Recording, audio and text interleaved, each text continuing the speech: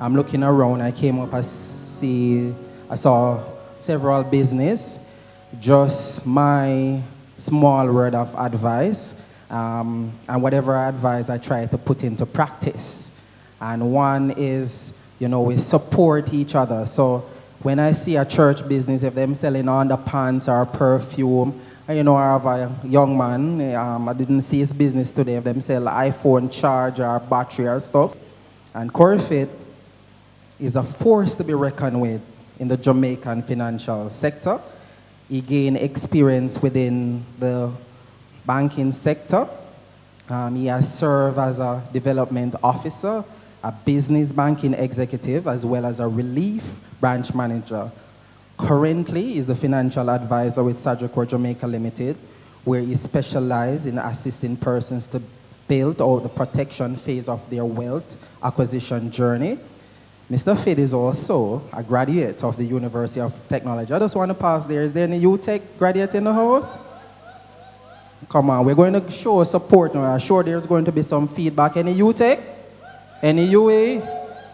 Anybody else? Hallelujah, praise the Lord. So Mr. Fit is a graduate of the University of Technology. He holds a bachelor's in business administration with a double major in banking and finance and marketing. In the year 2015, he was a top UTech graduate and was recognized and awarded by the Bank of Jamaica. In the year 2021, for his hard work thus far in insurance, he was awarded Rookie in the Year at the Belmont Duke branch, which makes him eligible for the Million Round Table talk for 2022. I want to talk to Mr. Fit personally about that $1 million round table talk. You might can share a bit with the audience. So Mr. Fit, with his vast experience gaining the financial sector, is now currently penning his book. The book is geared towards helping individuals of all ages and background to understand financial concepts such as mortgages, investment, the power of insurance, just to name a few. Please, ladies and gentlemen, brothers and sisters, we're online viewers, just stand just for another in acknowledgement to welcome Mr. Corey Fed. Corey Fed. Okay, so while you work out the technical difficulty, we're just going to ask Sister Tamika to sing that thanks again.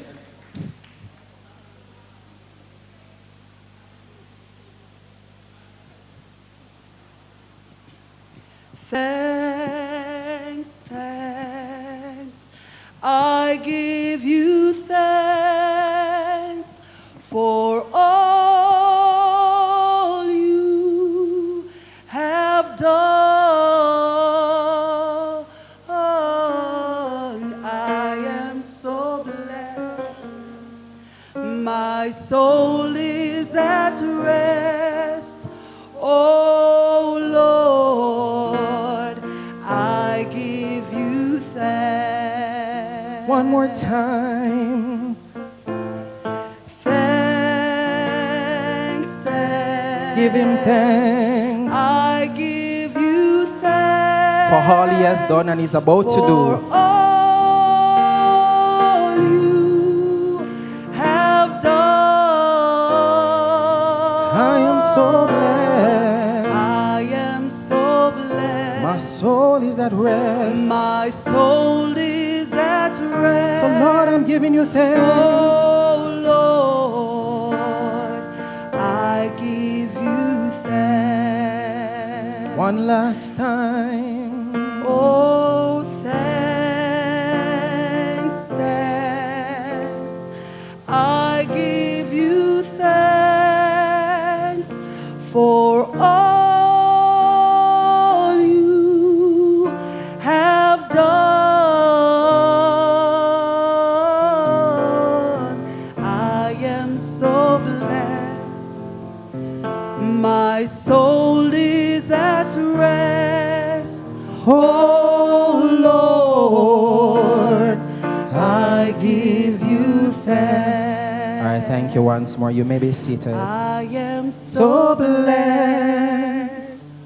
My soul is at rest. Oh Lord, I give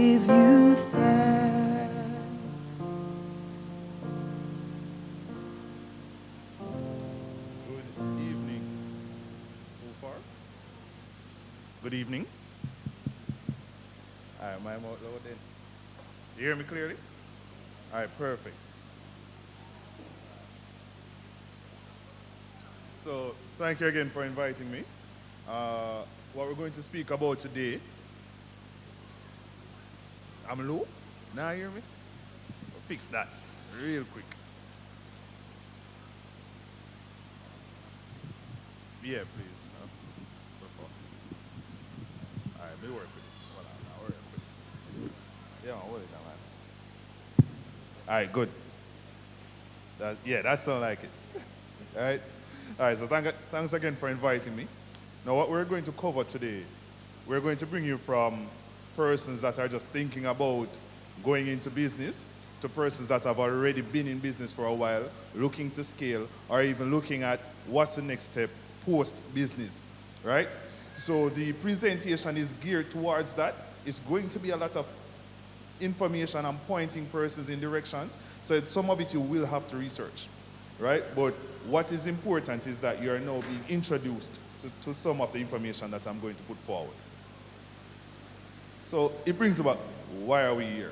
Financial literacy is one of the biggest things for me, right? In the same way, when we go to primary school, they teach us how to read, they teach us how to count. They don't really teach us how to use money. And that's something that we have to use every day.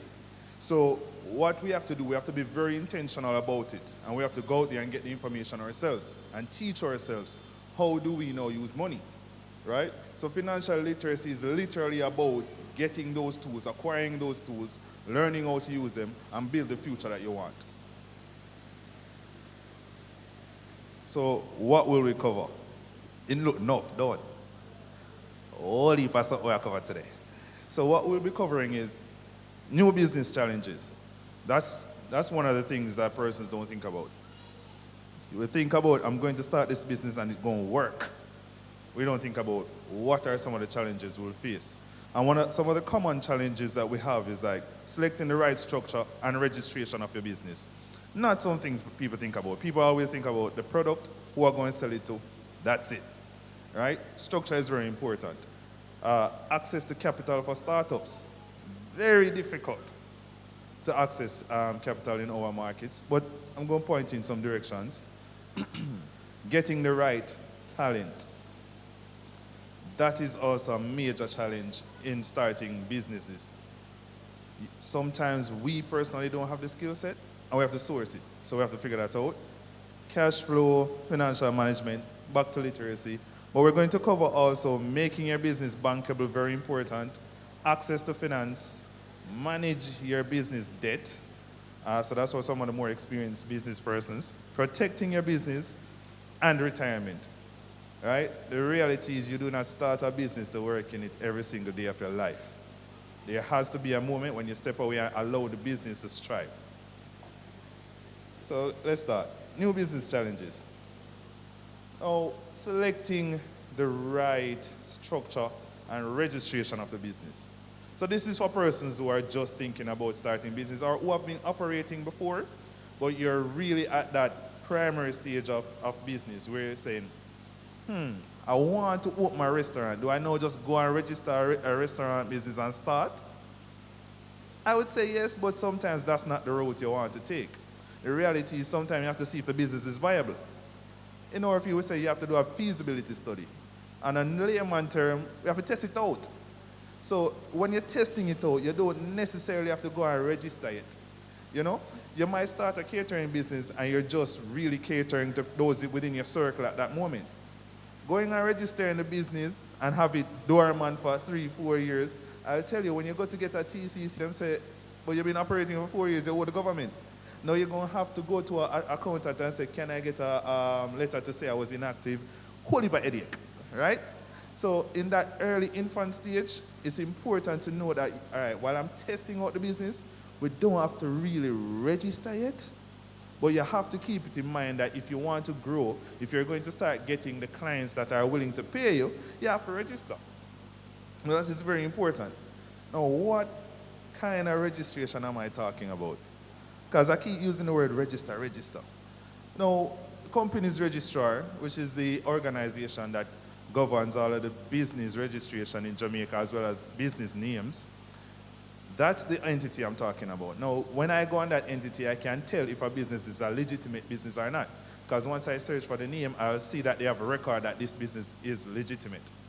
Now, you will find that if you're looking to do business, a serious business, you're going to really need that, because I'm going to look.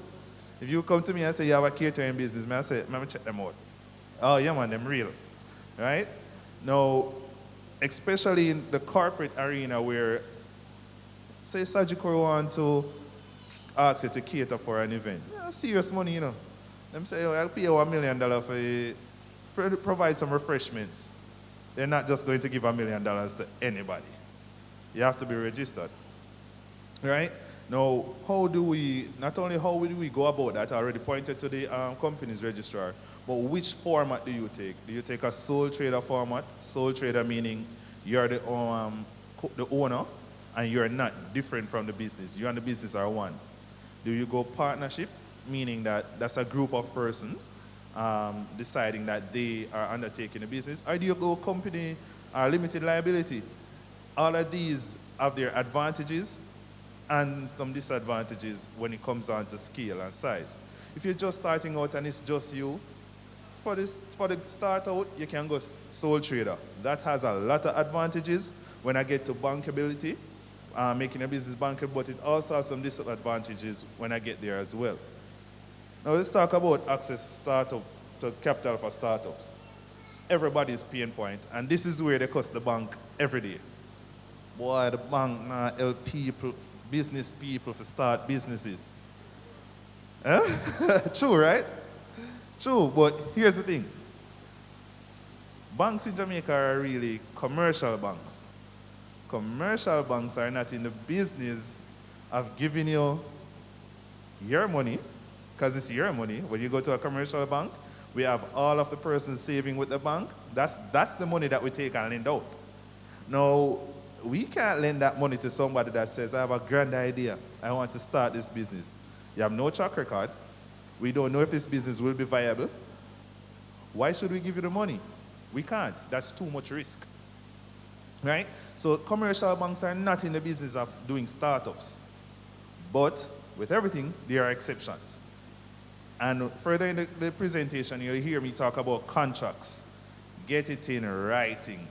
The reality is that if I have a contract to provide a service to a reputable entity, I can get financing to fulfill that contract, even if I'm a new business.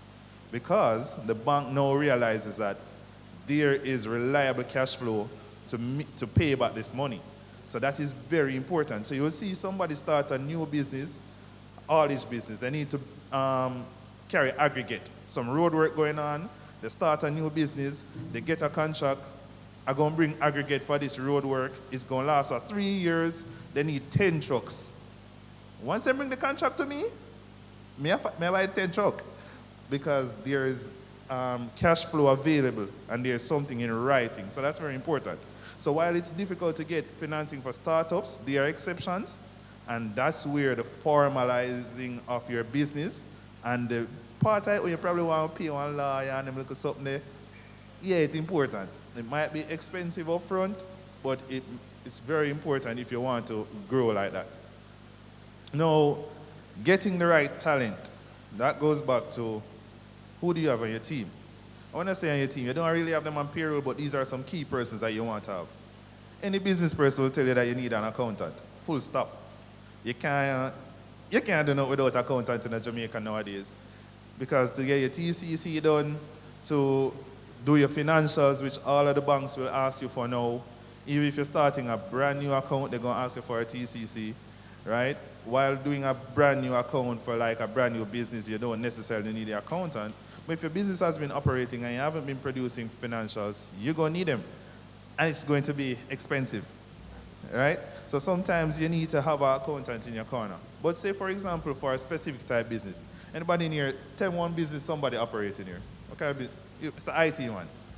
Yeah, man. Say you're doing IT, and say, for example, it's coding. You might be there thinking I have a big business opportunity. Persons are coming to me to write more code.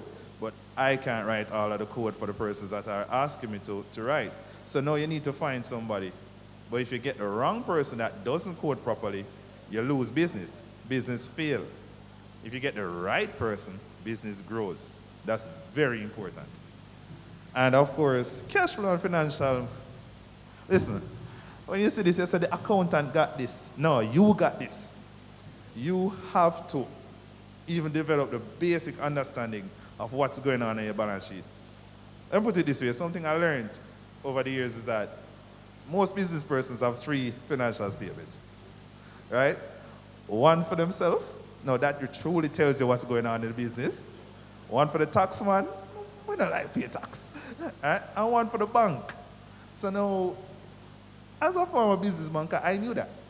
So now I have to really look deep to find the true picture and the true reflection of the business. And the financial statements teach me that. The financial statements truly tell me what is really profit. Take, for example, a person will walk into the bank and say, listen, $20 million comes through my bank account every month. Why can't I get the money? $20 million is not profit. $20 million is revenue. The financial statement tells me how much of that is actually profit. How much of that is actually being used to not just buy inventory, but you're getting reasonable margins to pay your staff, cover expenses, and all of that. So it's very important to know that, and it's important for you as the business owner to also know that, because that's going to guide your decisions. You might be doing, well, you might look at your financial statements and you realize, oh, I really should be increasing my margins if I want to make more profit. So you're selling a lot, you know. But you're saying, but why am I struggle? Why am I always need to go to the bank? It might just be your margins, or it might just be your expenses. You need to figure it out. Look at the financial statements. So that's one of the things you need to learn when you're just starting out. But this is a part now where making your business bankable, I like to say, you can't hide from the system. I want help from the system. It won't work. The reality is that think of your business as a person, an individual. When you bring the business to the bank is saying, who is this person? I don't know this person. What has this business done? If you aren't registered, if you're not producing financial statements, there's no record to show that this is what the business does. Now, I will honestly be a banker and believe your business make money, you know. Because when I come and I say, yeah, man, a business, I make money, man. But I can't get a loan because I have no proof to provide to the, what we call underwriters and adjudicators to say this business is legitimately making a lot of money, right? Because here's the thing, we have some bad practices. But let's start with searching for the right bank. It's not about just starting a bank account. I'm going to be very honest with you. Based on the climate, based on the sector that you're in, the type of business, different banks are comfortable with different types of businesses, right? I used to work for a particular bank. If you have a chicken farm, come. Now, when I say a chicken farm, let me be very clear. These chicken farms, one chicken house is like $35 million, right? Yeah, that's the kind of farming I'm talking about. But if you have one and you want more, come to that particular bank because they have arrangements to bank that. There are other banks that are very comfortable with construction loans. If you're looking to do construction loans, go to those banks because them will give you all of the money. They have all the resources put in place. They have all of the persons to come out and assess the project. They have persons they can assign to through the life of the project. Some banks don't have that. And then there are other banks that are very comfortable with small business loans, right? As a matter of fact, there are banks that have entire departments or sub-businesses dedicated to small business loans. So you must now know and be up to date with what's happening out there. Which bank seems most likely to help me? And that's where you put your money, right? So you realize from the jump, it's all about being very strategic, right? So now when you have selected that bank based on what your needs are and what your plans are, you now say, okay, I need to learn some good banking practices. And you know what I mean by that? You're running a business, money coming in every day, you feel nice, but instead of go to the bank tomorrow morning and deposit the money and then take out back what you need, you just say, make some money today, I don't need to go to the bank tomorrow, forget about it. Big mistake. Every money you make, every dollar you make it go through that account. Please, if it's $1,000 loan make today, got a machine, send in the $1,000, withdraw, take up again $1,000. What that does is keeps records. When I pull up your records on the banking system and I run a report to say, what is the average deposit for this person? It is going to tell me. Right? And that small deposit that you're thinking, oh, this is too small. Over 365 days, you're always depositing at least $10,000. I say, I'm sure about $10,000 from the person. You get what I'm saying? So if you need to pay $5,000 a month, that's not a problem. You deposit $10,000 every day. You get what I'm saying? So average balances are very important. Turnover on your account, very important. There are facilities that we provide in banking that are strictly based on turnover of accounts, right? So that is very important. You need to learn those practices. Co-mingling of funds. The next thing that we need to learn quickly when you start your business. Avoid mixing up your money and the business money. As a matter of fact, if I look at an account and I think that is happening, I'm going to call the account holder and say, listen, that account I need to change up. You get what I say? Personal account, passing business funds through it. That's a no-no. BOJ is going to call me about that.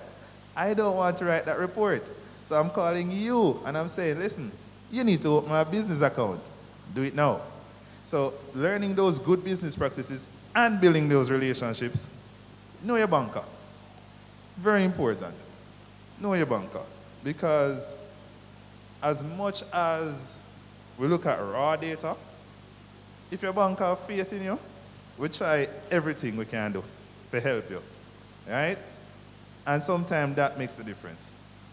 So, good business practices. See this 3-letter thing called TCC, hurted. In today's climate, you cannot even open a bank account without a TCC for a business. The reality is that brand new businesses just register fresh off the press, the bank is still going to ask you for a TCC. Good news, that's easy to get.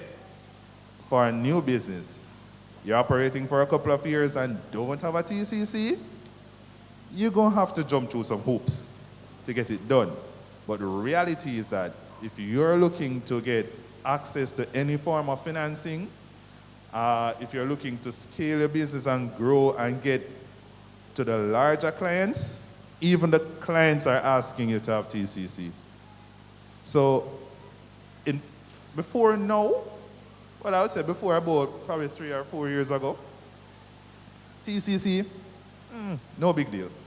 Nobody was being very hard and fast on having a TCC. But again, as a business person, you have to be aware of what's happening in the climate, in the economy, and you have to move with it. So because persons are asking for TCCs now, and because the banks won't even allow you to open an account without it, you have to have it. Get it in writing, contracts.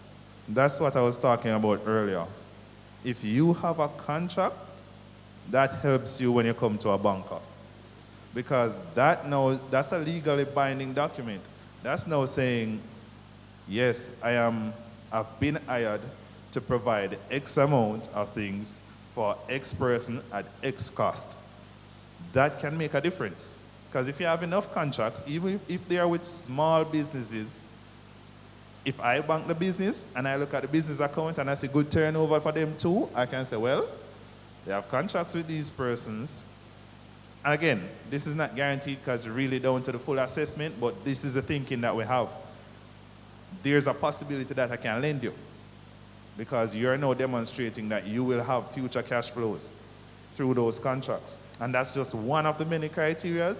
But if you have that, that helps significantly because we have to satisfy your ability to repay. And that's one of the things that we assess when we're doing loans. Oh, so nice one, accessing finance.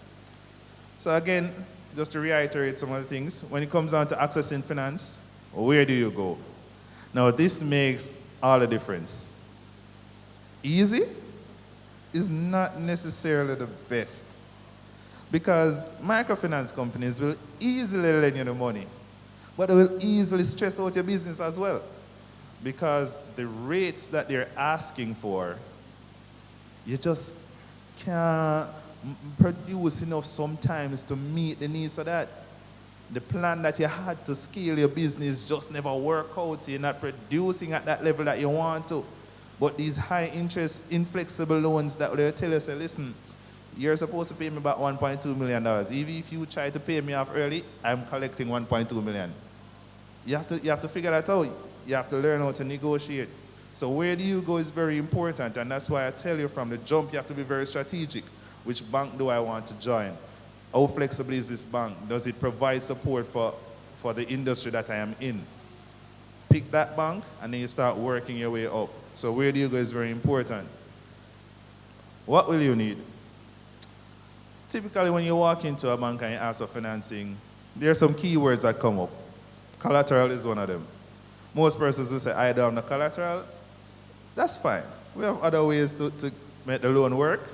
But if you have collateral, that is super sweet. You know what I mean? Contracts, can't reiterate it enough. Very important. Financials.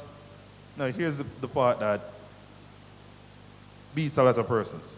They don't have financials, or they don't have audited financials. Now, I can tell you, to get an audited financial, which means that a chartered accountant is simply signing off to say this financial report is good, it's going to cost you a pretty penny. So here's what I recommend. DBJ provides grants. Now, if you're not aware, DBJ provides grants for a lot of things. You can just go on their website, look at grants, and you figure out which industry you're in, what kind of grants they have. The other day, they were giving out grants to help persons create their online footprint. So if you had a business, you don't have a website, you don't have an online footprint, DBJ give you 200,000, go and create an online footprint. It's that easy. So it's the same thing they do for financials. They do provide grants that help you get your financials done. So that's one way to tap into that. So if you don't have financials, you really don't have an excuse. You can try and tap into that, right? Proof of purpose. This is a common thing. What are you going to do with the money? You can't just come to me and say, listen, Corey, I need $2 million to put in the business. Yeah. To do what? You know what I mean? You just want to put some money in the business. That's nice. Tell me how you're going to use it. So I need proof of purpose. If it's to buy goods, give me some invoice for the goods. Yeah, we'll work it out. So that's important. And the last one is very important. You must have patience. I will be 100% honest with you. Business loans are some of the hardest and longest loans to do in life. It's hard. They ask for millions of things. Sometimes me cuss. Me can't bother. But guess what? That's the market that we're in. It's not unique to just one institution. It's really unique to the industry. So some institutions are faster than others, I will admit that. But either way, business loans take long. That's known. And sometimes the funding does not come through fast enough to meet the business need. So this is where you're going to need foresight. You're going to have to be strategic. So you can't just walk in thinking, oh, as an individual, I can get a loan in about 3 days. In the next 3 days, I'm going to need some money to buy some goods to catch a Christmas season, so I can just walk in and say, listen, I want some money from No, it's not going to work. Might not work. And that's why you end up with the microfinancing companies, because they'll give it to you. You understand? So patience is very important. Paying attention to your strategy, what you want to do, when you want to do your timelines, and then you work towards that. And then, this is the part that's very important. What kind of loan is best? As an individual, loans seem pretty easy. You need a car, that's a car loan. You need to pay off a credit card, them say, oh, call it a debt consolidation. Unsecured loans, it's all pretty simple. For businesses, not so much. Everything seems to be tailor-made. Each business is different. Each business cash flow comes in different. The products that they sell, different seasons. We have to think about all of that, right? So which loan is best for you? You might be operating in retail where it's coming on to Christmas time. That's a peak season. We know that. So you might need money to buy goods. So you think, okay, Corey, let me $3 million. I pay it back over 5 years. That's not the best loan for you. It can't be the best loan for you. Because now you're going to borrow $3 million. You're going to tell me you're going to pay it back over 5 years. But next peak season, you're going to come and borrow next $3 million. Don't make no sense. So here what you need. What you really need is a revolving loan. What that means, it's kind of like a credit card without the credit card. Pretty much, I give you a limit, $3 million. You pull down the amount you need, make your purchase, you pay it back. Now, without having to come back to me, you can pull down on it again. So you understand, if you have a peak season in December, and then you have a peak season Valentine's, and then you pull down for December, when the December sale run off, you pay it off. When Valentine's come up, you buy again, then you pay it off, and that facility works wonders for you, right? Interest rates is a little bit higher, of course, but you get the flexibility. Now, that is very important, and that's why it's important to have the conversation with your financial advisor or your banker to say, this is what the situation, what works best. But of course, sometimes we have our businesses and we don't like disclosing what's happening in the business. But we need the information in order to decide what's best for you. Think about it also this way. A loan that requires a monthly payment may not be the best loan for your kind of business, because your business might bring in money in chunks every quarter. So every 3 months is when you get the big money. Throughout each month, you get a little thing, we keep the thing afloat, but at the end of 3 months, that's when you get the big money. So I might need to design your loan in such a way that at each quarter, every 3 months, that's when you make the payments. Now, that small difference makes a huge difference in your business. That makes the difference between whether or not you can pay this loan as arranged or not. And you don't want bad credit because the credit report captures everything nowadays, right? So it's hard. Don't think you have to get where if you did have one bad loan somewhere. Yeah, go find out, right? So it's important to pay your loans and meet your obligations as you'd have agreed upon. So that comes to this section. You have to manage your debt. More debt isn't necessarily the answer. More production is. Right? So there are times when you're operating the business, and this goes back to understanding your financial statements. Because you're there operating the business, things just now meet ends and you say, no man, we need some money for putting on the business. But if you don't do a full analysis, no matter how much money I pump into the business is not meeting what it's supposed to mean, meeting those targets. So a lot of the times, more production is what you really need. And of course, sometimes to meet more production, you need more money. But don't always think business now work, we need more money. You need to probably check your expenses as well. Easy access does not make it right. I can't say that enough. Not because it's easy to get the money here, you can just go borrow the money. You're going to put the business in problem. You understand? That's going to put the business in problem, because what you want to ensure that you do is that any money that you borrow, make sure it go to work. Make sure it go to work, because you're going to have to pay it back. And if the business goes into another hole, you're going to want to borrow money to take it out again, and you're going to be in a loop that it's not going to work out. Eventually, the bucket go well, eventually the bottom will drop out. Yeah, man, that's going to happen. Sometimes it's better to collaborate. No, a lot of us don't like this. Because you get a nice business idea, you probably get a contract. It's the IT, man. You get a contract. You need you to build some wicked code. It's just your alone. You say, boy, if we get a piece of money, we can hire 10 people. But then what you're not thinking about is, I might have to train those 10 people. I have to are going to have some downtime by the time they need to catch up to the productive pace that I need. Some of them might just not be good enough. So why not, out of the 100%, take your 20% cut, collaborate with somebody. Yes, you're going to lose 80. Not really, you're going to gain 20 when you think about it. Because if you try to do it yourself, you just might bite off too much that you can't manage. And don't matter how much money I give you, it not going to work. So sometimes collaboration helps, right? And when you collaborate, you manage your debt as well. Because think about it this way. If I come to you, I just need results. I don't know if you hired 50 people to get me the results. I knew I came to you. Now, I give you the 100,000 and you really only get 20,000 out of it, but you didn't borrow the money to get it done. That also gives you time to start up-training persons because you know that I'm going to come back to you. I might refer more people to you. You're now looking at the potential that the business is going to grow. You have to get strategic now. So you might end up growing the business through collaboration without even need to borrow $1.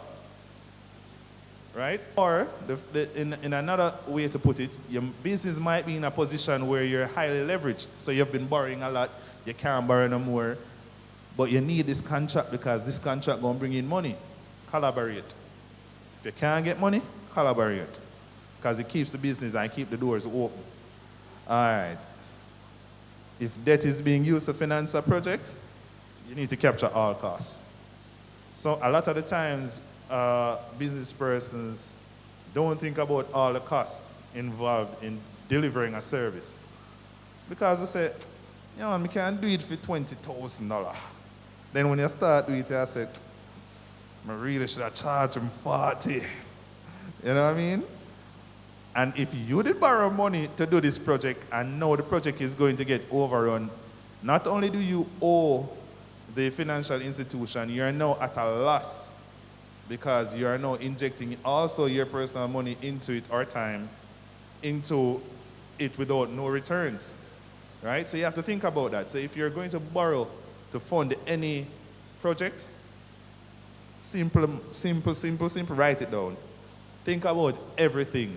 If it's to pay a bearer to bring a pencil, go write it down.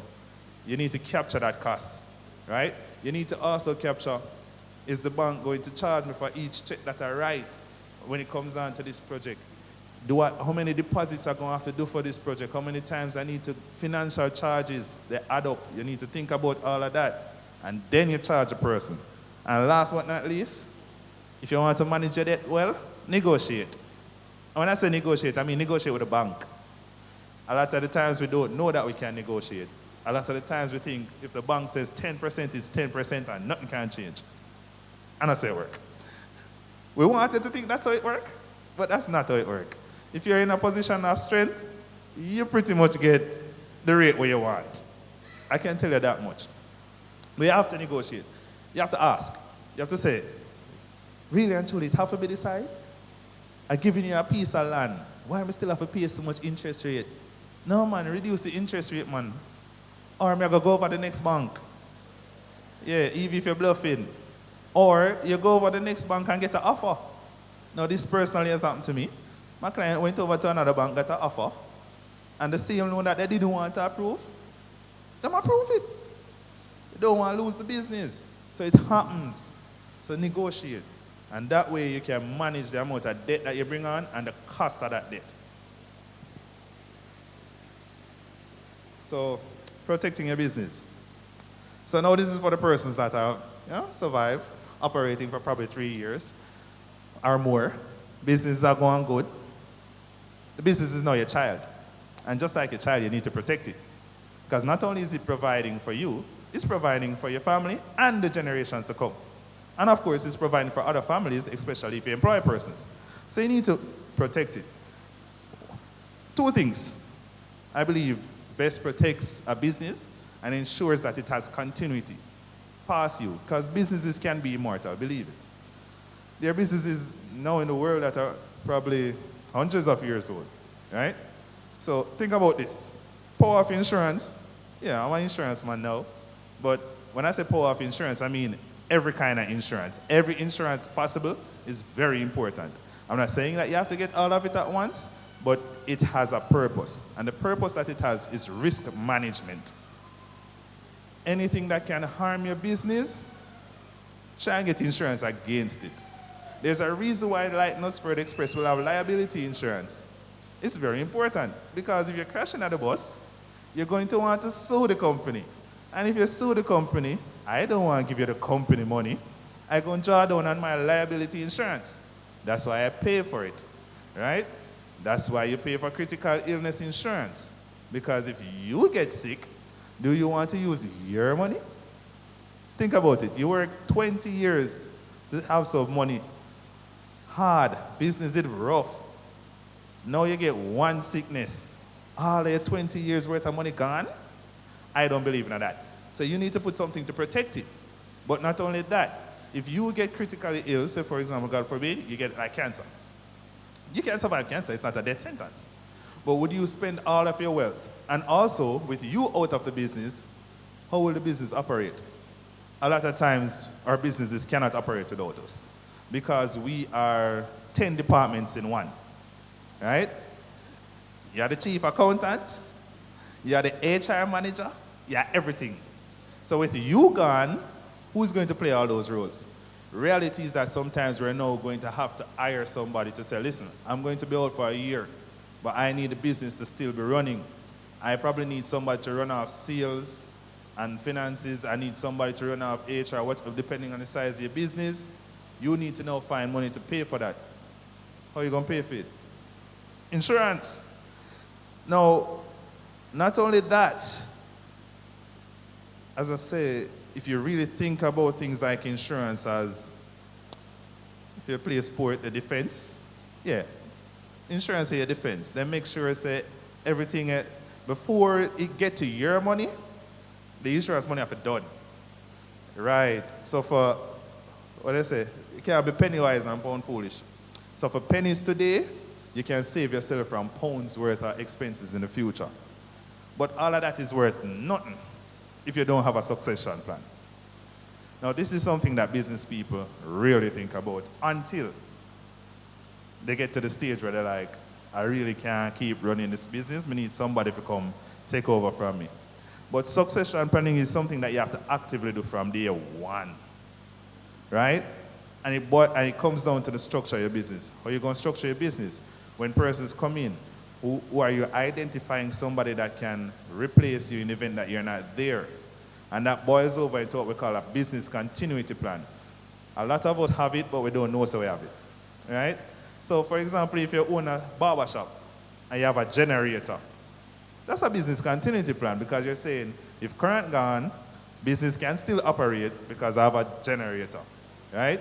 If you run a taxi, you have a spare tire, you have the thing that you plug on to start the car. All of these, business continuity plan.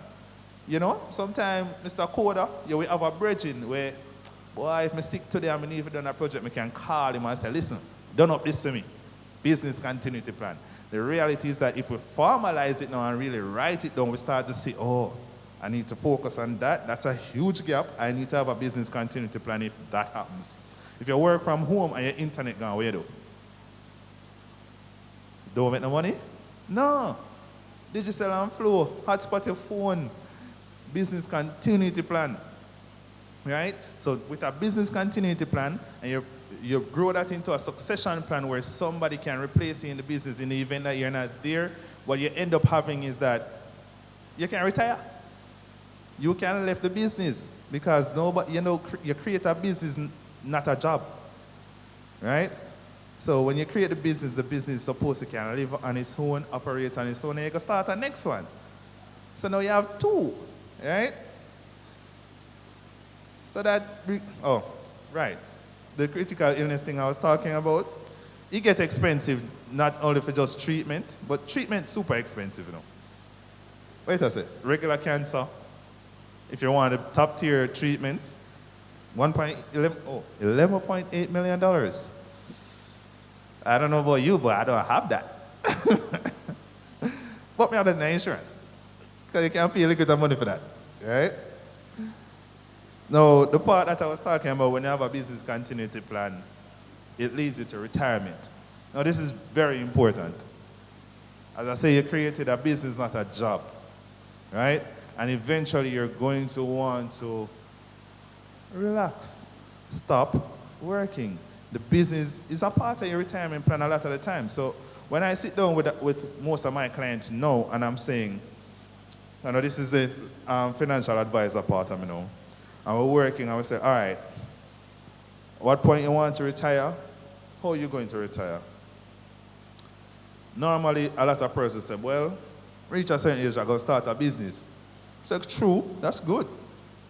The business must survive though. When you get to that stage, how much business experience would you have even had? Probably none. You just used to work all your life. You don't know about running business. But you want to risk all your retirement money and starting a business? No, right? But you should start a business. It's a part of your plan. But you need other things. So think about it this way. It's like a bucket. Starting a business is expected to generate a lot of money. So that's like turning on the pipe wide open. Yeah, man, the bucket are full up. You make some money. But for the business persons who are operating for a very long time, a lot of times we don't think about the little drips. Just have the pipe barely turn on and water dripping in there. Over a very long time, the bucket going to overflow. And those drips, that what I'm talking about, is you putting small amounts of money aside. So starting a pension plan, starting a consistent saving or investment plan. So out of the business operations daily, you take some money and put it down. Over 15, 20, 30 years, that becomes a lot of money, right? But the reality is sometimes we don't think about it. And it's when we reach 5 years to retirement and the business, I say, oh, we need to milk that business, are wicked, you know. So sometimes the business is at a point where it should be growing, but you're saying, listen, I need a whole lot of that money for going on my bank account. So I'm not spending back no money to grow this business. You're really ripping yourself off. So the reality is that what you need to do when you start in the business or when you're operating in the business, you need to consider, I want to retire. I want to leave this business at some point. How can I ensure that I do that? And by doing that, you're going to turn on the pipe a little bit and let the drips come out. I'm going to drip into a bucket. I'm going to go and fill it. Because remember, you know, the business is going to survive. Speak positively. The business is going to survive. And at one point, when you leave the business, the pipe will go turn on wide open. But in the event that don't happen, the drip them are going to save your life. Right? So it's very important to do that. Now, some of the things you have to consider when it comes down to retirement is impact of inflation. The value of money now is not the value of money in the future, and living in Jamaica, we know that firsthand. The money now or nothing. So living beyond your life expectancy is also very important. They tell you that life expectancy is about 75 years old. Yeah, most of my relatives, them are 80 than them something. So you're going to pass the 75, hopefully. I hope I pass it. Right? Financial preparedness, which we spoke about a while ago, very important. Dependents and aging parents. Now, this one is a very important one because pre-retirement, so say, for example, you're in your 40s or 50s, you're in a weird situation where you have two sets of dependents. You have your children and you have your parents, right? And you're right in the middle. We call that the sandwich generation. So now your planning has to be very, very strategic because you want to ensure that you're taking care of the children so that they can get to the stage where they leave the nest. But you have to also take care of your parents because they might be getting to the stage where it requires a lot more funding from you, right? So you have to think about where you are and how much you can actually allocate towards retirement at each stage of your life, right? So the best stage, when you just start work, you're not used to money, man. Just max out the pension plan and find every little savings something you can do, put on some money, and you'll see it work. All right, next is just a simple calculation as it relates to retirement funds. It's important to think about time. Time is your friend. You think about how much money you want. We usually say if you're going to live comfortably, you normally need like about 80% of the money that you're making now. So with a combination of factors, like the business itself, those investments that you did, your pension plan, all of those combined should get you somewhere to 60 to 80%, and you should be fine. So when we run the little calculations, we say, okay, you need that amount of money to retire, and then we start working towards that. So that's why it's also important as business owners to sit down with your financial advisor, work these things out so that you can now project. And of course, if the business is paying the insurance, tax write-off. So I want to pay tax, you know, so yeah. Estate planning, this is the final step. So we're pretty much done. But this is something that a lot of persons don't think about. The generations before, a lot of the times they didn't make wills, they didn't make proper planning in terms of transferring the wealth. And the reality is that we all work now in our current life, but we don't spend all the wealth that we acquire. Some of it goes to the next generation. And if we want to make sure it's effectively being transferred to the next generation, we have to plan properly for it. Estate planning is very expensive. A lot of us don't think about it because we're not exposed to it. Right? So let me show you some of the things that you have to have in place as a business person. Now, as a business person, as an individual, power of attorney, super important. Things like your will, your trust, your retirement plan, joint ownership of property, super important. Because I can tell you, between the lawyers and the government, they're going to charge enough to transfer the property. Probating a will, very expensive. Anybody who has ever been through that can tell you it's a lot of money. So if you can jointly own these properties, so your parents, or if you, during your planning, you say, listen, whoever I want to transfer it to, put them on as a joint tenant or joint ownership for the property. Whenever you pass, the property automatically transfers to them. You cut costs significantly, right? So those are some of the things you have to be strategic about when you're transferring, right? We're also looking at, say, creating the will or a trust. Now, these, to be honest, there's so much information here. We'll probably have to have different sessions to go into detail on some of these. But there's a calculation, I hope I have it on here. Yes. So for somebody that owns a $20 million estate, meaning all your assets, when you pass away, amount to $20 million. For an estate like that, typically I would recommend about $6.3 million in, say, life insurance or in costs. That's what it's going to cost. Now, if you notice and you look on there, I also took into consideration hospital bills, right? Because the reality is that a lot of the times, unless it's some tragic accident or something, we usually get sick. And then we pass away. And while you're sick, your family is going to do everything in their power to ensure that you survive, which also includes running up some medical bills, right? But if you look at it, there's a thing called executor's commission. A lot of the times the executor might not want a commission because that's normally somebody very close to you, but they're entitled, well, they can ask for it. And that can go up to about 5 or 7% of the total value of the estate. Now imagine if the estate's $100 million. Somebody gonna want them fee, right? So look at the lawyer fees. In Jamaica, you can't really do nothing without the lawyer and the government, so you're gonna have to pay them, right? The government fees, a lot of them. Some of them look very small, but we're just talking about a $20 million estate here, right? Not a large estate. So when you think about it, when you look at that, attorney fees to apply for stamp, commission, debt tax, all of that, $300,000, you're looking at another $150,000 for death tax and transfer tax in excess of $10 million. Really and truly, funeral expenses and hospital bills, that's $6.3 million. Where's that $6.3 million going to come from? A lot of the times, if you're running the business, if you have too much liquidity, you're not doing something right in your business. I can't tell you that straight. If you have too much liquidity, it means you have too much idle money. So most of the times, business people will try their best not to be too liquid. They want to have money so that they can adapt to the environment. But once you realize that you have liquid cash, I probably need to go buy more goods. I probably need to expand my product line.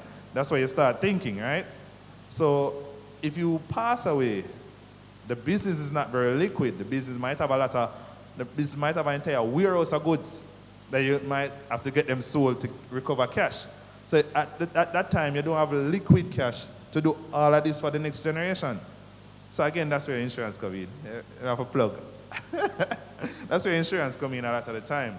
Or what we call emergency funding, and emergency funds is really you and your business putting aside money to ensure that if something like COVID happens, you have a reserve of cash that you can pull on to weather the storm, right? So estate planning becomes very important normally in the later stages of life. That's when people really start thinking about it. But if you think about it from early out, you save yourself a lot of money.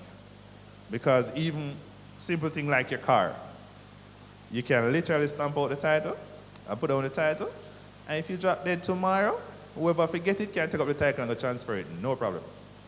Right?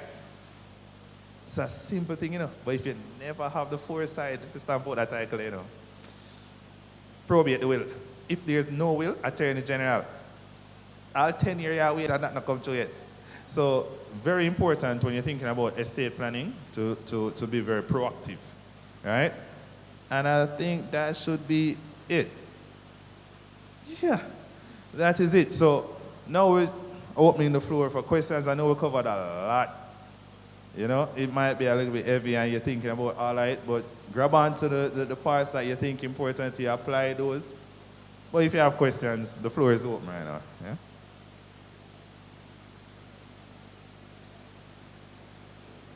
Oh, that's a little quote for you. Earning a lot of money is not the key to prosperity. How you handle it is. And of course, all my contact details are here.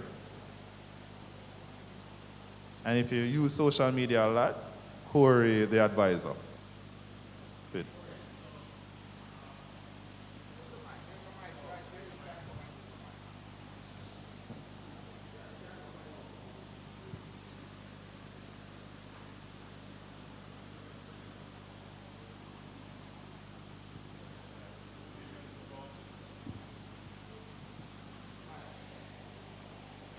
Testing one. Okay. All right. Good evening, everyone. Corey, good job. Thank you. Very, very, very good job. This was very thorough. Yeah. You really added a lot of value. Thank you, man. Appreciate it.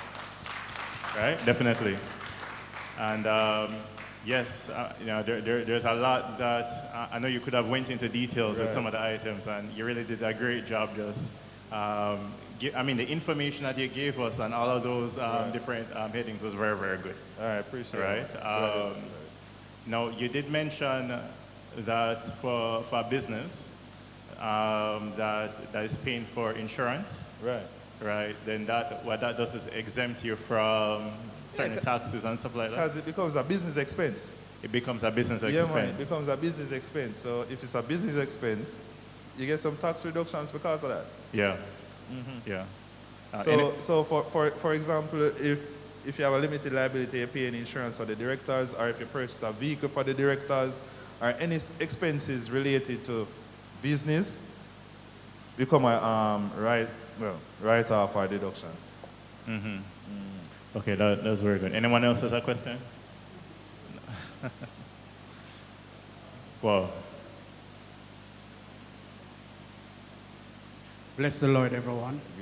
All right, just as you had mentioned about co-mingling. Yes, right. And it's a good opportunity where you can identify the funds from a personal account to a business account.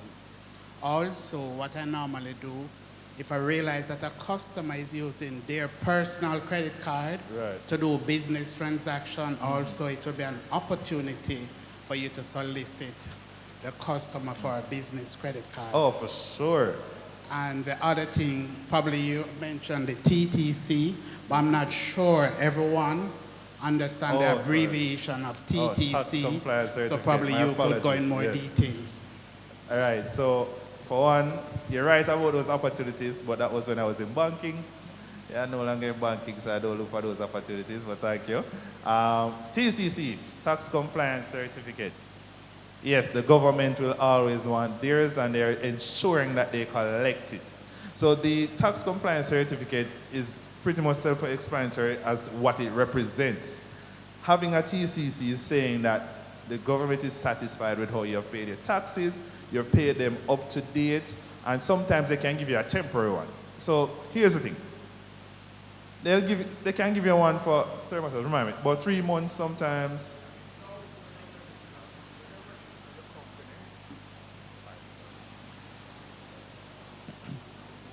Once you just register, yeah, when you get one. When you just register Right. your company now, once it's a limited liability company, you automatically get a TCC for 3 months. For 3 months, correct. Yeah. And after that, now you have to make sure for you to get your TCC, you have to make sure you pay your NIS, your education tax, your PAYE, your housing trust, and well, you're a small business, you don't require to pay income tax.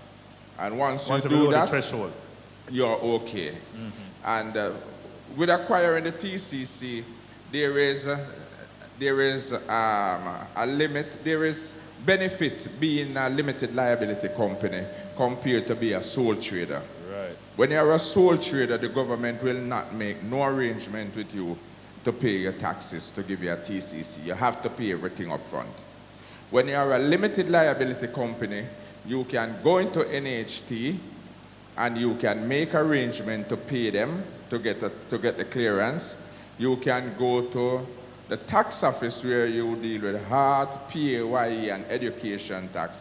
Make arrangement with them and you can get your TCC. However, you can't make no arrangement with NIS. You have to pay NIS, right? And the thing with government, when you make that arrangement with them to get that TCC, you better make sure that that date that you have there, you pay. Because the next thing they are going to send you from that is a summons. Right. Once you miss the date and you don't get in touch with them, they are going to send you a summons. Right. But that's a good benefit you have when you're a limited liability company. And as it relates to the arrangements, we'll just add to that, Sir Matox. Once you make those arrangements, they do give you a TCC, regardless of the fact that you wouldn't have paid them. They do give you a TCC that value for 6 months. Right. Because the next time is 6 months. They are going to give it to you for. Right? But there are some... All right. All right, so this is why I say there are some people that you need in your corner. So your accountant can tell you and show you all of the ways that, and the benefits of registering your business in particular, under different types. Yeah. Yes, very good to have an accountant when you start out, because they can guide you.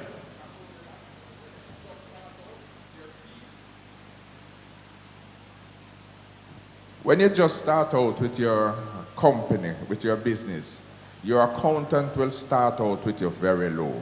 The fee will be small. So as you grow, your fee is not going to grow as rapidly. Because right now, from my chartered accountant, for me to get my audited financial statement every single year, I only pay $20,000. But when I started out with them, my first initial was $200,000 to bring everything up to date. And right now, every year, I pay $20,000 for an audited financial statement. While that $20,000 is what I pay every month. But at the end of the year, I get an audited financial statement that I can take anywhere, right? And that is $20,000. But if you don't start with them from then, and they will have to do all the years that you have, you're looking at about $200,000 to $250,000 just for them to do that. Okay, but when you start with them from beginning, you know, because when you start, you can negotiate with them $5,000, because accountant is just as hungry as you and I, you know. Just as hungry as you as I. So you start out with them at $5,000, and as the business grows, you keep negotiating, you keep balling, them keep seeing figures, but you keep crying.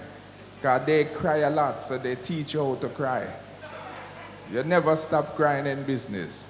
And as long as you cry, you get through. Yeah, man, I bawl literal tears sometimes, put my hand on my head. Yeah, and it don't go any further. So there are ways, once you start out early, you start right, you get to the top. All right? So, yeah, so the essence of that is build the relationships. You're looking at future cash flow. So you're a client to that person, and they're looking at future cash flow. And if you grow, they grow. So negotiate. Chief. Okay, all right, I have a question. Sure. You outlined one of the taxes that new businesses have to pay, or your TCC. So are there any additional taxes that a new business must be aware of it, newly registered business? All right, so the TCC is a document. Newly registered. You're right. So there would be a loaded threshold. So they wouldn't, yeah. Go ahead, Sir Matters. When you just register a business, like you go to the registrar company and you register the business, when they give you the article of association and memorandum, you get a TCC in it. That's how they're doing it now. Right? You get a TCC. But then you will have to go and register with the entities, but you get that TCC. That first TCC you get. And by other entities, is mentioning NIS, NHT. Yeah, NHT. Yeah. And yes, and if one of the good things with like NHT is that when you start up the business now, they are not going to dictate to you how much to pay. What you're going to do, you're going to get a letter signed by a justice of the peace. So this is what you're earning, and you want to file from that. So that's a declaration of income. That's a declaration of income, right? And you have to file, and you take that not only to NHT, you take that to the tax office over by the compliance department, and they are going to put you on the system. And then by you doing that, they are going to tell you that you are under the threshold to pay in GCT. So you're not going to be required to pay GCT. So your taxes can be minimal to get your TCC. It don't have to be humongous. But just remember one thing. You can't fool the government. You might only do it for a while. Yeah. You can't tell him that you're only making $10 when they do an audited on your bank account, because nothing is hid from them. Nothing is hid from them. That's why when you register your business, you get a TRN for the business. And again, limited liability though. Yeah, limited liability.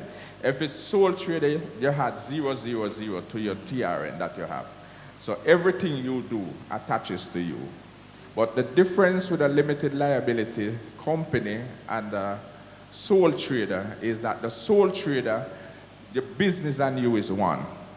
So if you are in default with the government, they can take your body. They can prison you. Assets. And all your personal assets. Only a bed they can't seize. And that's law. Nobody can bailiff your bed. That's law. That's something in Jamaica that a lot of people don't know. But with the business now, you are a representative of the business, even though you're a director, you're a worker. Nothing that you have attaches to the business. It's attached to the business. So if they want anything, limited liability. They will seize what is in the company's name, but not what is in your name. So that's the difference. Yeah. Okay? You see, boy, but down, get your accountant. Yeah. And getting an accountant is very, very, very, very, very, very important in starting your business. It's very, very important. It's not expensive. And I have a good accountant can recommend to a lot of people. And we have accountant, good chartered accountant in this church. Yeah. A lot of people don't know that Sister Dalvis Samuel is an extremely chartered accountant. She is. Sister Dalvis used to sit right here. She is. Okay? And so you can go to her and she can regularize you. Okay? Yeah. Cool, thank you, thank you. Yeah, man, go ahead. Bless the Lord, everyone. Thank you so much for this presentation. I'm a newcomer to the business world, right, and I'm a sole trader at the moment. So my challenges are knowing about the tax filing, because I'm a sole trader and I'm under the threshold, so it's not required for GCT. But I did get a TCC. I went online and applied, and I see I get it, right? Because most of the transactions that I do require the TCC. So when you said that there is a filing for TCC, that I'm like, what is that filing? I'm not sure where that comes in.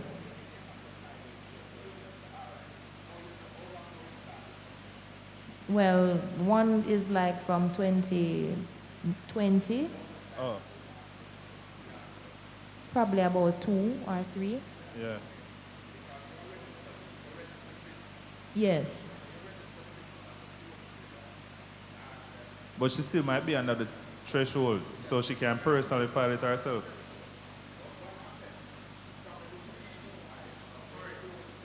Oh, sorry. Okay, the reason why you can get a TCC without paying anything, you used to be working where they draw out your NIS and all of these things. So it's the same TRN you have that applies to you. It only have a 000 to the end. So you can actually get a TCC because there's another entity that is making payment on your behalf. So this was something I was going to say. All right, like for me, I have a group of company. I registered Demtox Trading Group of company. Demtox, take out the mic. Why? Can't lean my head. Oh. Okay. So what I do is that I use Demtox Trading Group of company to pay all my statutories. So for Demtox Auto Sale, I don't have a staff there. So I can always get a TCC for Demtox Auto Sale. For Trade Zone Transportation, I can get a TCC because all of those companies are owned by Demtox Trading Group of company. So even though Demtox Trading Group of company might owe statutories, these other company can get without any problem. So as you, as a sole trader, you are already in the system that you work with these companies that pay your taxes. So yeah, even though you stop, it still shows that because they don't have a letter on the system that they are not paying taxes for you anymore. So because that letter is not on the system, you will always get one, right? Until further down, they might check with that company why they are not paying over, because a lot of companies in Jamaica charge us taxes and don't pay them over, right? So they are not going to hold you liable for that, so you can get. So that's one of the benefits you have. I have one more question. Sure. All right, so I have to file at the end of the year. Not so clear about it. I had to go in the books and learn how to do it. And then I noticed on the screen it says something and something is not the same. Filing for your tax is not the same as. I need some clarity on the filing of the Not the same as what? Something about tax administration. I don't remember. Oh, well, I'm not a tax expert. It's on the screen, so I'm not sure. Yes, SO4. Again, sorry, Mata. Right, so you're the expert. All right, you have all the SOEs and all of these SO5 that you have to file. No, you can just go online and file them nil. You can file them nil. TAJ online. TAJ online. They just go put in your name, put in your TRN number, and just click next, and then when it go, you just click submit, and that's file nil. The government. Oh, yeah. You can also go to the tax office in Constant Spring. Yep, and you can call and go to compliance. They are very accommodated. Yeah. Yeah. Oh, yes, sure. Yeah. I appreciate what you're saying, but my experience is I am transitioning from work. I'm working for myself now, and so I realized I had to complete all the taxes in order to get the TCC because they wanted to make sure that I'm filing. So I had somebody on the phone explain me, go through, and I had to put in all of my salaries and all the information about NHT, NIS, what, and then when they finish, they give me the calculation and say, I owe this, and I must pay that. Oh, no, but microphone. Yeah, you are giving your salary from your previous job. You need to give the salary from what you're earning now. Yeah, what you're earning now, right? That's why you need a letter of declaration. You need a declaration form that you fill up that form and have that form signed by a justice of the peace. Remember, the person you talk to at the tax office, they are agents of the state, and their job is to get as much out of you as possible. And anything you make a mistake and put there, government is going to hold you responsible. Yeah. Oh. Sorry, there's also, oh sure, there's also another, oh, taxman. Good, because I was telling him I'm a tax expert. Okay, I'm a taxman, but I work in the IT department. For the purpose of this session though, anyone have tax-related matters?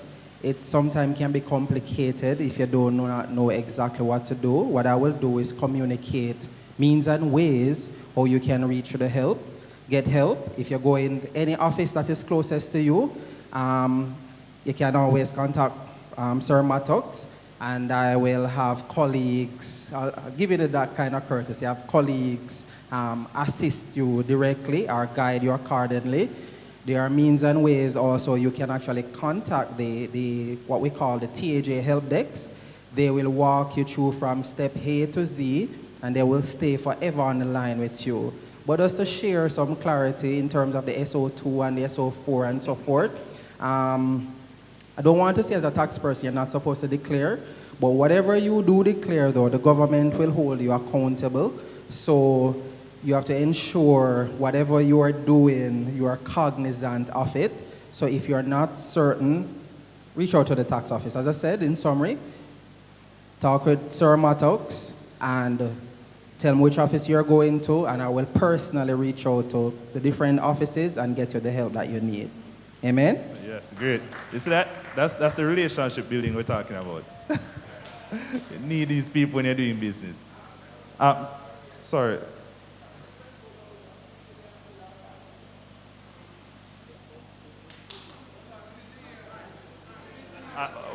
They're deliberating. They're deliberating. I was talking about the threshold, right? I think the threshold, I know it was 3 million at one time, but with this new finance minister, I think he wanted to push it up to 5 million for businesses to file GCT. But I know it is 3 million per annum, yes. So once you're, it's gone up 10 now. See me I tell you? 10 million. So once you're under that threshold, you don't need to file GCT. But so, that mean also, when you purchase your goods, you pay GCT, right? But you cannot show GCT on your invoice. You will now have to calculate your GCT inside your cost as a cost to you to give your customer a receipt, because you cannot show GCT on that, because that would make you liable for the government to come to you for tax. So, Sir Mattox, so what you're going into now is why you need the accountant. Because you see all of this information, I guarantee you're not going to remember all of it, and it continuously changes. So, one more thing. This is recorded online, so you can always go back and look. It is recorded online. It has been streaming live. It will be on our YouTube channel, so you can always go back for referral. Okay? Anything you don't remember, you can go back. And if anybody wants score feed number, you have some card with you, sir? Yeah, man, I have cards. Yes. And the number is on the screen. Yes, and then, yeah. So you can get in touch with him directly. He was my my business banker at one time, you know, until he graduated to higher level. But he was my business banker. He said I'm too small for him now, so. All right, I knew there were some more questions. Sorry. Hi.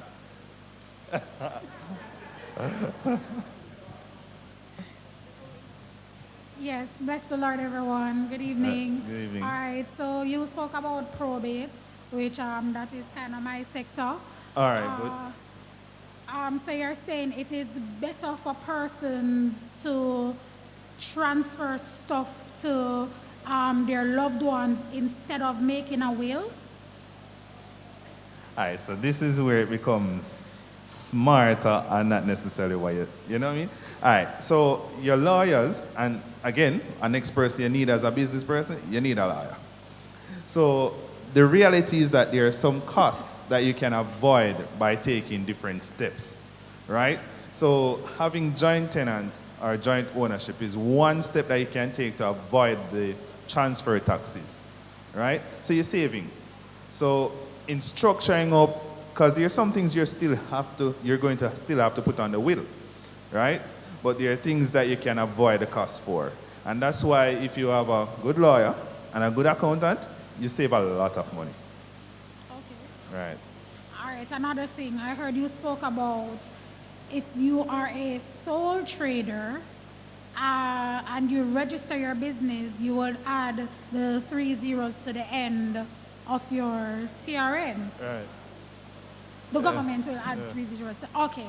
So for the insurance part of it, if it is that you have personal insurance. All right.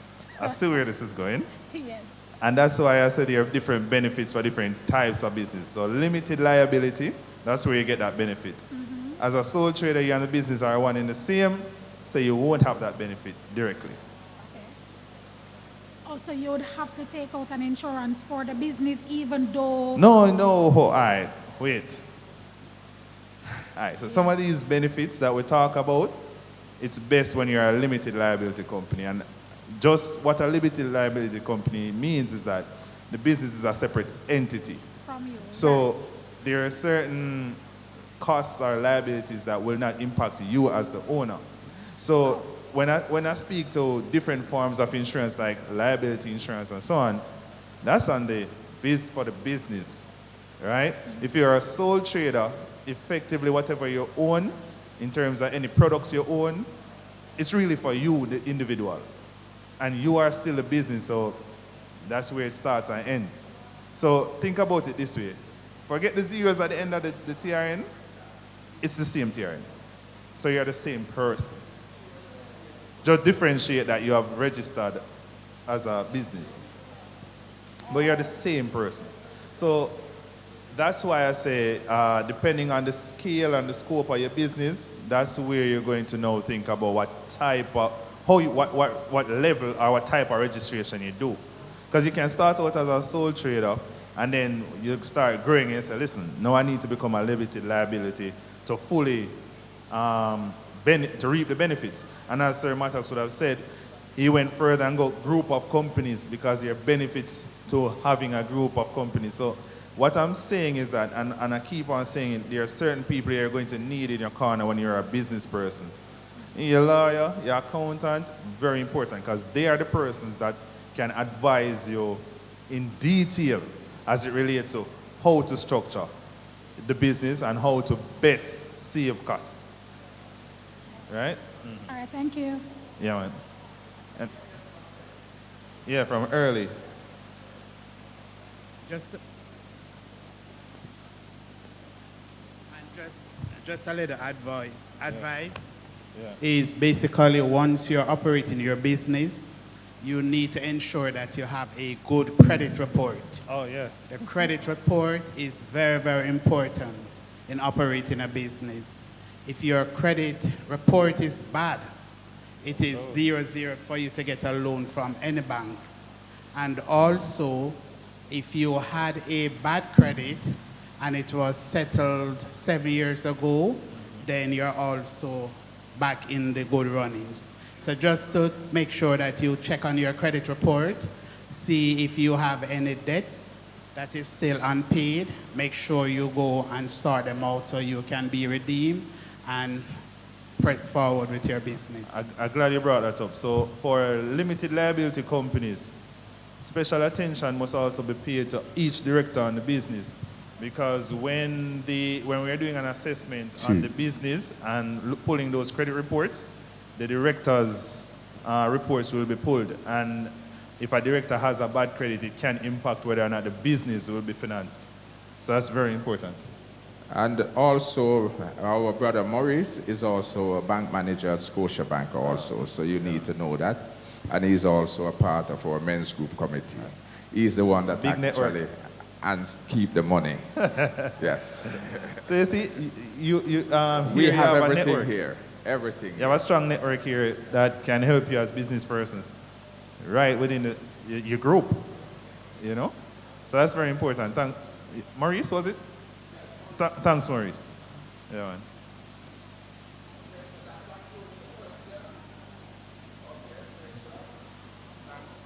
Everyone, thank you very much, Sir Corey.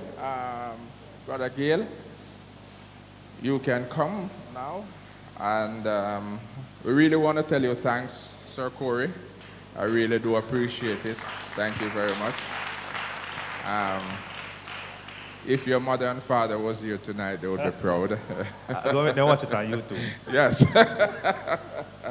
They should be proud. That's it. Praise the Lord again, everybody. I can't get over the praise the Lord and I thank you, Jesus. You know, once I'm in the sanctuary, or even out of the sanctuary, money is a big thing for me, business is a big thing for me. At home, I have a conflict, just sharing some stuff. I have a conflict.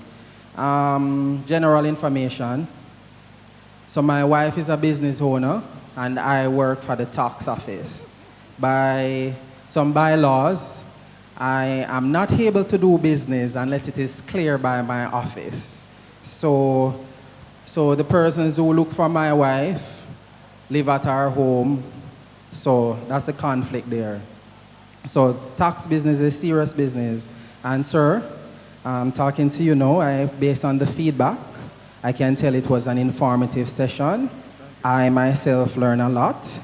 And do not let Mr. Finn leave here without having his contact. You have your cards, you want to give it to me, I can issue at the end of the evening. Do you think it was a good session? Anybody learn anything? Just give him a clap now. Okay, Brother Linval.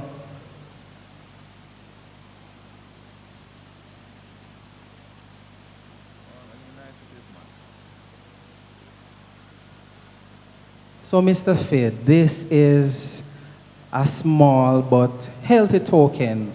Healthy token, right? It won't make you have one hub like me, but a healthy token. And this is coming from the depths of our heart. It's coming from the men's department and by extension, Faith Chapel. Take this small token and it represents what you have done here for us tonight. You're taking your time out. You could be somewhere else. So this is our small token. Please stand and just give him a round of applause. Okay, one final thing. Do you have any closing remarks, sir? Thank you for having me. Thank you for the token. And I really enjoy doing presentations like these because when I started, I told you financial literacy is very important to me. And the more of us know about financial literacy and understand these concepts, the better it is for our society and our families.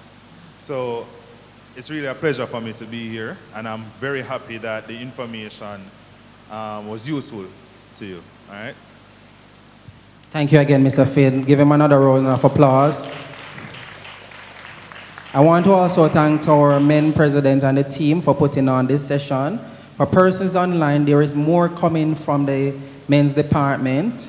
We'll be looking at the tax component of it at some time in the future, how your business and tax, the legal aspect of it. I believe you have shared it in your information just now. So sometimes you overlook general information, and I'm just going to just touch a little base on that. For example, if you have a title and it's not stamped out and something should happen to you, that vehicle will just sit and rot there. So with information, with knowledge, you have power. So we'll be doing more of these kind of sessions. Thanks for coming out, everyone. For persons online, thanks for joining us. We are just going to close in prayer. So please close your eyes in reference. Heavenly Father, you're a King of Kings, you're a Lord of Lords. You are our great financial advisor. Oh God, you only need to speak a word and our pockets are filled. You only need to speak a word and our business will succeed. So God, we are acknowledging you for who you are. God, we want to thank you, oh God, for persons who came out tonight, persons who join us online. God, we pray for traveling mercies that everyone will reach home. Oh God, I pray that whatever Mr. Finn had imparted, it will stay. God, I pray, oh God, for our men's presidents. Continue, Deacon Mattox, continue to lead him accordingly, Lord, so he can lead a team. And that the persons won't just grow spiritually, but also physically. The whole man will be developed. Thank you for everything that you have done, Lord. We give you the glory, oh God.